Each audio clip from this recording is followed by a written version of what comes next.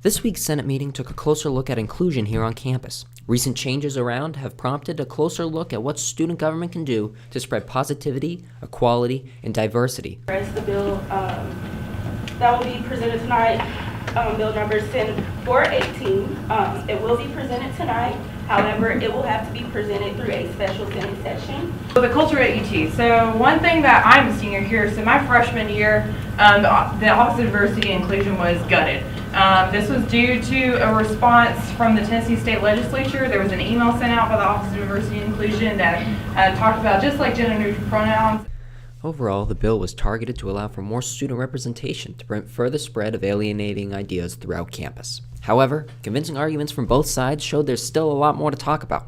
This resulted in a failure to pass the bill by a vote of 8 to 40. To be fair, Randy Boyd is good at one thing, which is making lots of money. In fact, in the past 2 years, or from 2017 for the past 2 years, he and his wife made around $30 million.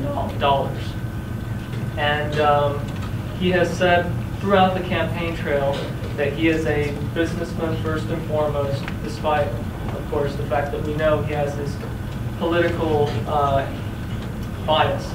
So let me ask you this, everyone. Isn't it about time that we didn't have someone that was a super rich businessman who does politics for a hobby as our president here at the university? First of all, Randy Boyd was attacked in the primaries for donating money to Conexión Americas, which is a nonprofit based out of Nashville, one of the largest nonprofits in Nashville. He's the single biggest individual donor in the history of that organization to this day. And that organization, if you're not familiar with it, does all sorts of things in the Nashville area as it relates to the immigrant community, teaching ESL classes, ensuring that undocumented people get gainful employment, and things of that nature. Diversity goes here at the university. Probably one of the best ways we can do that is just by going back to the very roots of what a public institution is. So tonight, Senate Bill 418 was not passed through our Senate body legislation. I believe it's our hopes as a Senate body to make sure that everyone's voice is heard and that everybody has representation.